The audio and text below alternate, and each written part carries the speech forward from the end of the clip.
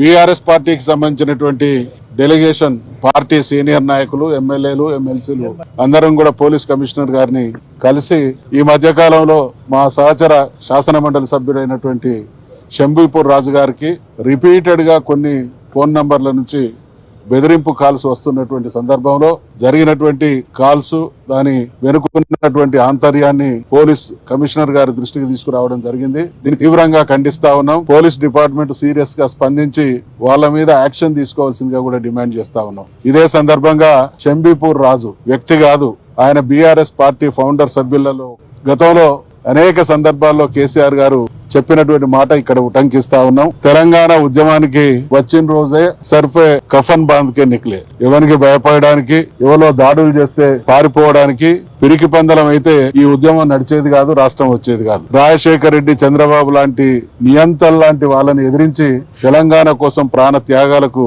సిద్ధమై పోరాడినటువంటి చరిత్ర బీఆర్ఎస్ పార్టీది, నాయకులది, దాంట్లో పనిచేస్తున్నటువంటి ప్రతి కార్యకర్తది. కాబట్టి శంభీపూర్ రాజు వెంట 60 లక్షల సైన్యం ఉన్నదనేటువంటి విషయాన్ని గుర్తు చేస్తా ఉన్నాం. దీని వెనుకున్నటువంటి వ్యక్తులు గూండాలు. ఏదో నడి రోడ్ల మీద భయపెట్టిస్తే భయపడేటువంటి వాళ్ళం కాదు. ఖచ్చితంగా లోతైనటువంటి విచారణ జరిపించి, మరి ఈ మధ్య కాలంలో కొన్ని ప్రాంతాల్లో మాజీ శాసనసభ్యులైనటువంటి మైనంపల్లి హనుమంతరావు గారు బజార్ రౌడీ లాగా వ్యవహరిస్తూ చాలా మందిని థ్రెట్ చేస్తున్నటువంటి సందర్భాల పరంపరలోనే ఇటువంటి కార్యక్రమాలు కొనసాగుతున్నాయి. కాబట్టి మేము ప్రభుత్వాన్ని, రేవంత్ రెడ్డి గారు మీరు ముఖ్యమంత్రిగా కొనసాగుతున్నటువంటి కాలంలో గూండాల్లాగా స్వైర వ్యవహారం చేస్తున్నటువంటి తీరు మీరు ఏ రకంగా సమర్థించుకుంటారు?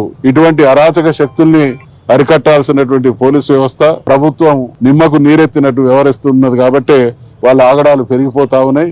ఖచ్చితంగా శంభీపూర్ రాజుకు ఎటువంటిది ఏది జరిగినా ప్రభుత్వం ఇటువంటి గూండాలే బాధ్యత వహించవలసి ఉంటదని, అటువంటి గూండాలను ఎదుర్కోవడానికి బీఆర్ఎస్ పార్టీ సర్వదా సన్నద్ధంగా ఉంటదనేటువంటి హెచ్చరిక చేస్తూ